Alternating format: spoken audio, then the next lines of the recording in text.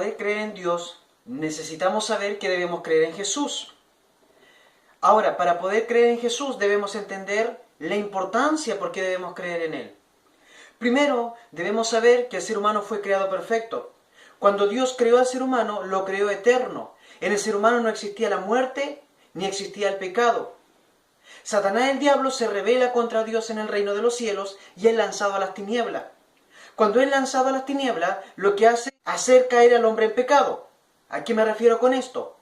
Tienta al ser humano y le presenta la idea de desobedecer a Dios, de hacer lo que Dios le había dicho que no debían hacer. Automáticamente el ser humano, cuando desobedece a Dios, cae en pecado.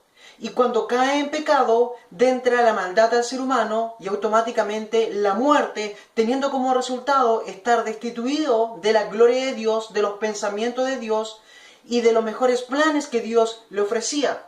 Por algo Romanos 3:23 nos dice, por cuanto todos pecaron y están destituidos de la gloria de Dios. Ahora, el pecado cuando entra en la vida del ser humano lo que hizo fue división entre Dios y los hombres. Dios, a través de su palabra, encerró todo, absolutamente todo bajo pecado y dijo, el hombre está condenado. ¿Por qué está condenado? Porque tomó el camino que el diablo le presentó. Para algo en Mateo 25:41 dice de que el infierno fue creado para el diablo y los ángeles caídos. Pero automáticamente, por cuanto el hombre desobedeció a Dios, el diablo arrastró también al ser humano al camino de perdición, que es el infierno. Romanos 11:32 dice, porque Dios ha encerrado a todos en desobediencia para demostrar misericordia a todos.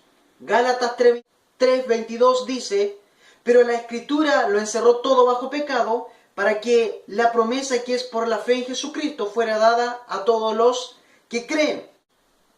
Por eso debemos entender que el ser humano tiene la necesidad de ser salvo. Ojo, no algunos. Muchos piensan que solamente algunos tienen la necesidad de ser salvos. No, mi querido amigo oyente, absolutamente todo ser humano tiene la necesidad de ser salvo. Y es aquí donde nosotros necesitamos saber que solamente a través de Jesús podemos encontrar la salvación, que solamente a través de Jesús podemos llegar a Dios. Aunque las culturas o las religiones nos presenten un camino alternativo, solamente hay un solo camino y solamente un solo el nombre en que podemos encontrar salvación. Hechos 4:12 dice, y en ninguno otro hay salvación, porque no hay otro nombre debajo del cielo dado a los hombres en que podamos ser salvos. San Juan 14:6 dice, Jesús le dijo, yo soy el camino y la verdad y la vida. Nadie viene al Padre sino por mí.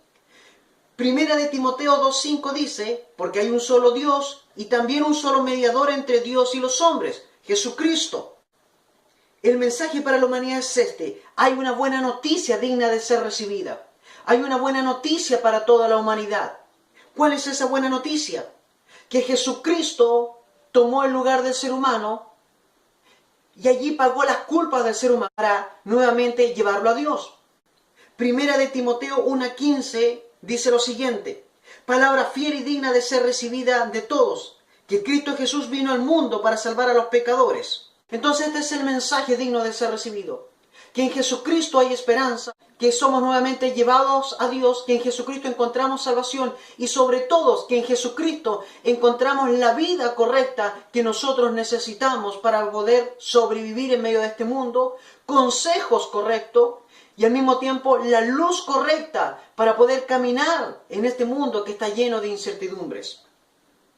Ahora a lo mejor que usted se puede hacer esta pregunta. ¿Cómo puedo recibir a Cristo como Señor y Salvador de mi vida?